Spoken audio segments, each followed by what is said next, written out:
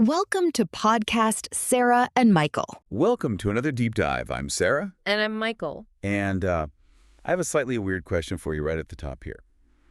Have you ever, listened to a recording of your own voice and just thought, wow, is that really what I sound like? Oh, yeah, absolutely. It's the worst. You always sound, I don't know, so much higher pitched than you think you do in your own head. Right. Exactly. It's always so jarring.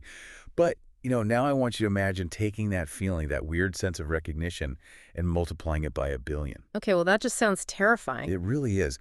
Imagine you're, just scrolling on your phone, you open your favorite app, and you hear your exact voice. Like your specific pitch, your unique laugh, the exact cadence you use when you speak. Wow. Yeah. But this voice is selling a product you completely despise. Or maybe it's saying something you fundamentally disagree with. Which is happening a lot these days. Right. So obviously you'd want to drag the people who did this to court.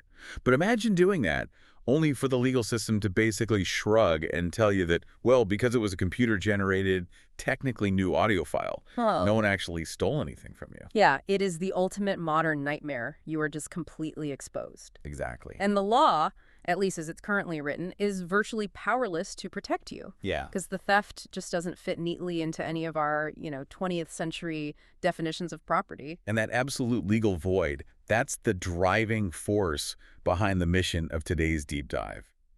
We are essentially summarizing the real reasons why Taylor Swift is turning to a very obscure legal mechanism to protect her identity. Yeah, registering audio and image trademarks to defend against AI. It's fascinating. It is. We're exploring this incredibly high-stakes collision between pop superstardom, cutting-edge artificial intelligence, and intellectual property law. And I should mention, we're pulling insights today from a bunch of international news reports. Right. There's been some really extensive coverage from outlets like PPTV HD 36 and Vietnam.vn. Yes, and they've been tracking these very specific, very unusual recent filings with the U.S. Patent and Trademark Office. The global interest in this is staggering, and for good reason, really. Oh, totally. Because whether you are a diehard Swiftie or a tech enthusiast or, just someone trying to navigate this Wild West era of AI, you need to pay attention to this case. It's essentially a live stress test of the legal system, a massive attempt to build a new type of legal fortress. A fortress against generative AI. So before we can really understand the underlying strategy here, the why of it all, we really need to look at the anatomy of the filings themselves. Like, what exactly is being protected here? Yeah, the details here are everything. So on April 24th, TAS Rights Management, which, for context, is Taylor Swift's intellectual property holding company, they submitted 3 very specific applications. And it's probably worth noting that her company already holds, over 300 U.S. trademarks? Oh, easily over 300. They trademark everything from lyrics to tour names, merchandise slogans. They are incredibly aggressive about brand protection. 300 is practically a small empire of paperwork. Right. But these 3 new filings are an entirely different breed. Let's look at the actual contents. From what the sources say, there are 2 applications for what are known as sound marks and 1 for an image trademark. Let's start with those sound marks. They're these incredibly brief audio clips. The first one is basically a promotional ad read. An ad read, like a commercial. Exactly. It's a clip of her saying, "Hey, it's Taylor Swift, and you can listen to my new album, The Life of a Showgirl, on demand on Amazon Music Unlimited." And the second one is practically identical, but it's geared towards Spotify. So it features phrases like, "Hey, it's Taylor Swift," and "Hey, it's Taylor," along with a very specific album release date. Okay, so that's the audio, and then there's the image trademark. And looking at the details from the filing, they didn't just, submit a photograph and say, no one can use this picture. No, not at all. They wrote down agonizingly specific details. Oh, they're trademarking an image of Swift holding a pink acoustic guitar with a black strap. And the application meticulously describes this colorful, crystal, and sequin jumpsuit, right down to the silver boobs. It is the definition of granular. They are locking down a highly specific commercial look and a very specific commercial sound. Okay, let's unpack this for a second. Mm. Because, honestly, on the surface, this strategy seems utterly bizarre. How so? Well, establishing her visual brand, the outfit, that makes some sense. But she is trademarking a highly specific, standard corporate ad read for Amazon Music. Right. How does trademarking a script about streaming an album protect her from an AI voice clone? Like, if some tech bro in his garage uses an AI to generate a fake Taylor Swift song, That fake song isn't going to be an advertisement for Amazon Music Unlimited. No, it definitely won't be. It feels like she's trying to lock her entire house by only putting a tiny padlock on the mailbox. I get why you'd say that. It does seem counterintuitive. But that's only until you look past the actual words she's speaking and focus entirely on the legal mechanism of the sound mark itself. Okay, explain that. The protection she's seeking from the patent office isn't really about stopping someone from saying the words Amazon Music Unlimited. She doesn't care about the script. She doesn't. No, she is claiming ownership of the underlying instrument delivering that script. Her unique vocal signature. Wait, so the script is just the vehicle. Right. The actual product she is trademarking is the biological sound of her vocal cords. Precisely. The distinct timbre, the pitch, the breathiness, the cadence of her voice when it's used in a commercial context. A commercial context. Right, because trademark law requires that a mark be used in commerce to be valid. You can't just trademark the sound of yourself saying hello to a friend. Right, that makes sense. So, by registering these specific promotional ad reads, she's establishing a documented, legally recognized baseline in the realm of commerce. She's basically telling the federal government, this specific audio profile is a commercial asset, and it belongs exclusively to me. Okay, wow.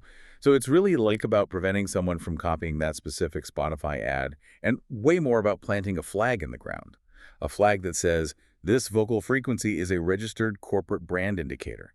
Yes, and historically, this is a brilliant, completely novel application of a pretty obscure corner of trademark law. I mean, think about traditional sound marks. What usually comes to mind? I guess the MGM lion roaring before a movie. Or like those three little chimes you hear on NBC. Exactly, or the Netflix ta-dum sound. Oh yeah, the Netflix sound. Sound marks were originally designed to protect corporate jingles or non-human branding sounds, just so consumers wouldn't be confused. So taking that framework, which is built for television chimes and lion roars, and applying it to a human being's natural speaking voice to prevent algorithmic replication, that is completely uncharted territory. It really is. Which honestly begs a massive question. Yeah. I understand what she's doing now, but I am entirely stuck on the why. The why. Yeah, why abandon copyright?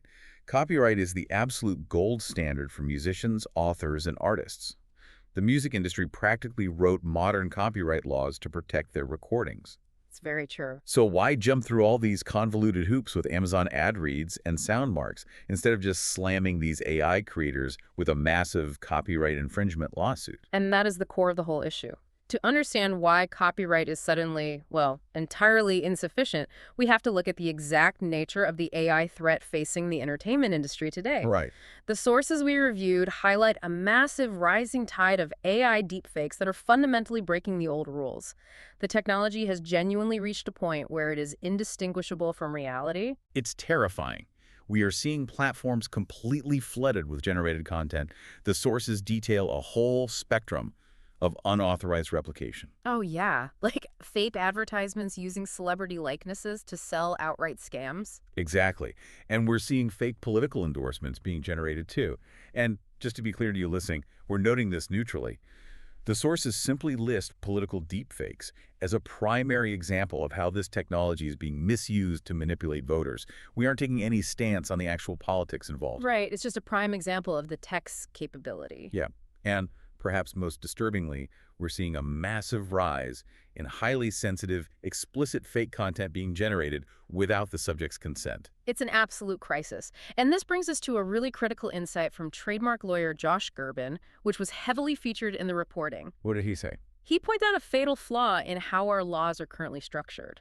Traditional copyright law was designed entirely around the concept of a fixed original file. A fixed file. Right. So if you take Taylor Swift's actual studio recording of a song, if you duplicate that specific MP3 file and you distribute it on the internet, that is a clear, open and shut copyright violation. You stole a fixed file. You committed piracy. So copyright is entirely tied to the physical or digital canvas.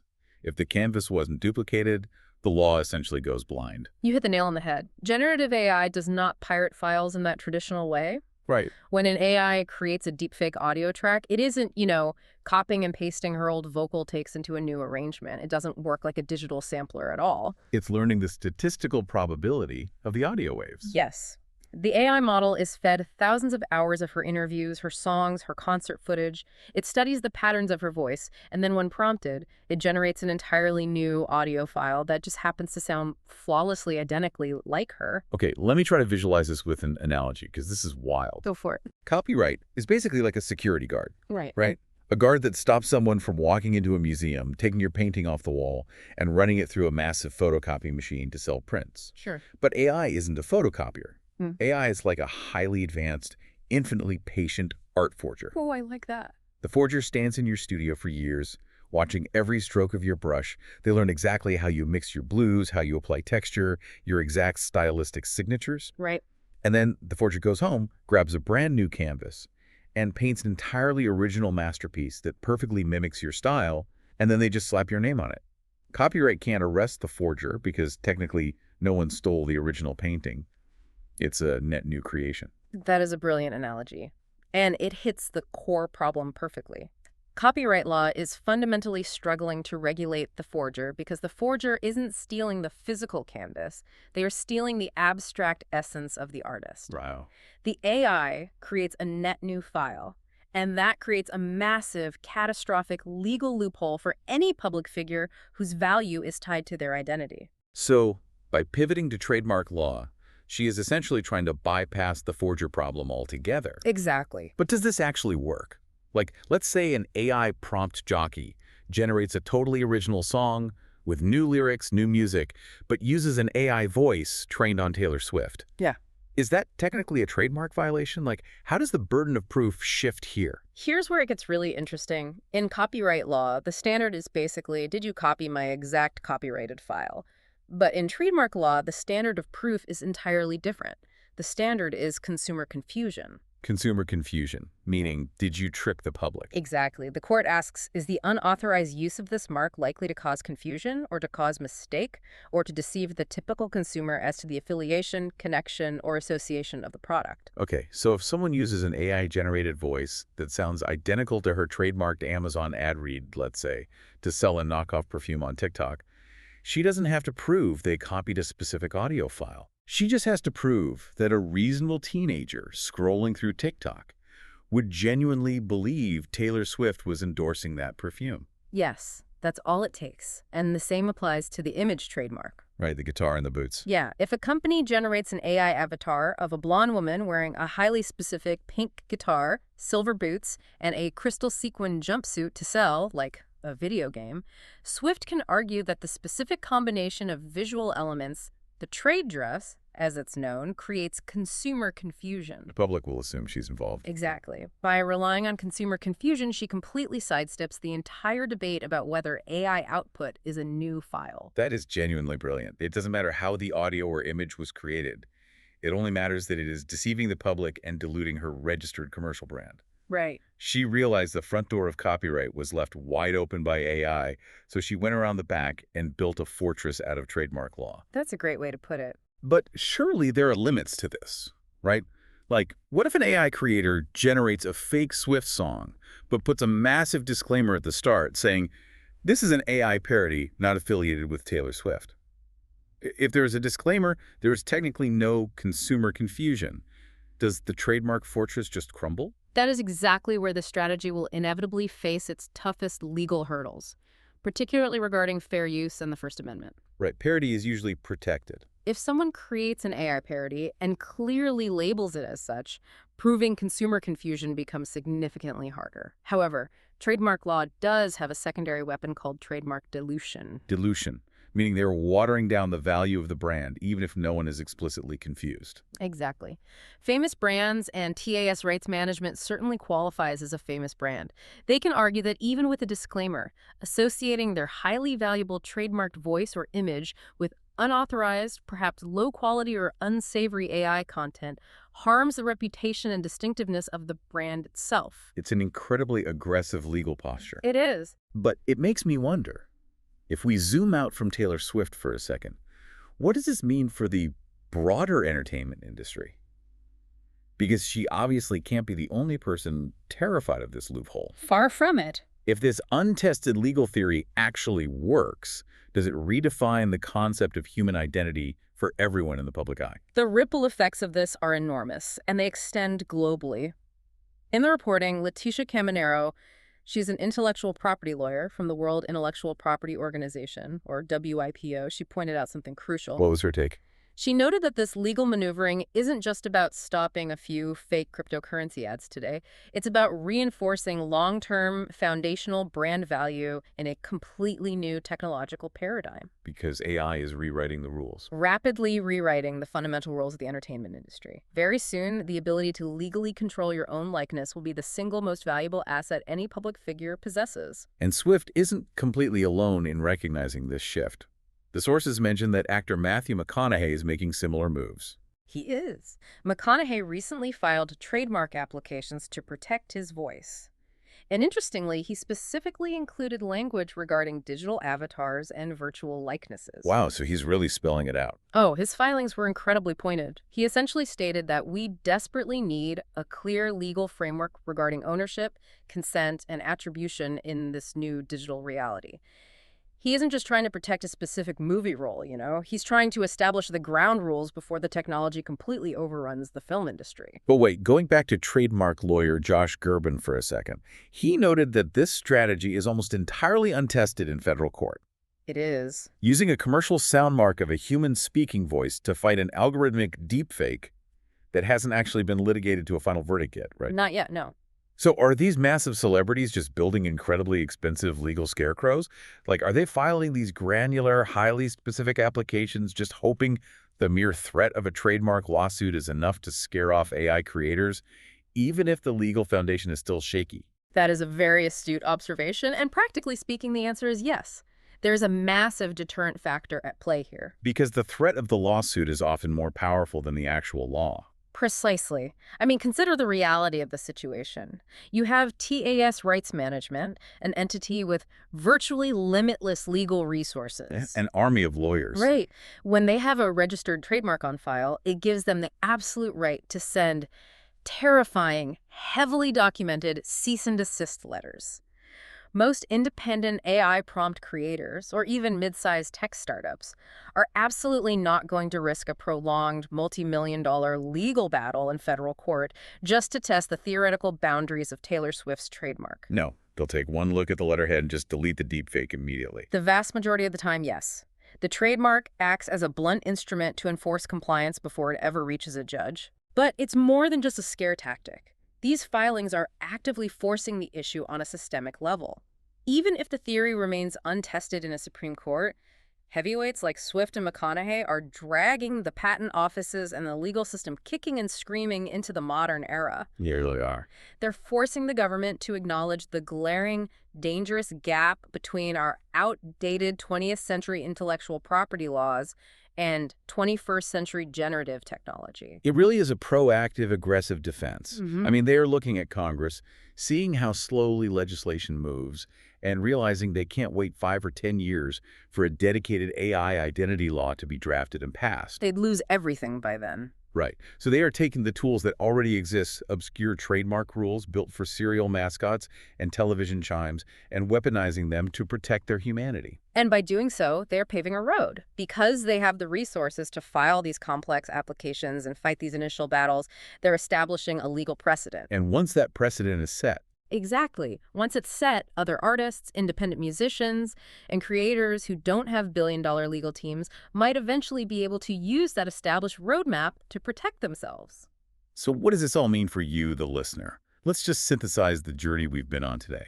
We are watching one of the biggest pop stars on the planet utilize an obscure, deeply technical intellectual property tool, specifically commercial sound and image trademarks based on a concept of consumer confusion. And she's using it to build a sprawling legal fortress around her own identity. Right. She's doing this to patch a massive loophole in traditional copyright law, a loophole that allows a computer to perfectly mimic her essence without technically pirating a single file. It represents a profound, completely necessary shift in how our society defines ownership of the self. And the reason this matters to you goes far beyond celebrity strategy or, pop culture trivia. We are rapidly, unstoppably entering an era where Our very voices, our physical likenesses, our entire digital footprints can be cloned and manipulated with a click of a button by anyone with a Wi-Fi connection. It's the reality we live in now. Yeah. What we are watching with these trademark filings is essentially a high-stakes, real-time test case. It is the canary in the coal mine for how our legal system will ultimately define and hopefully protect human identity in an automated future.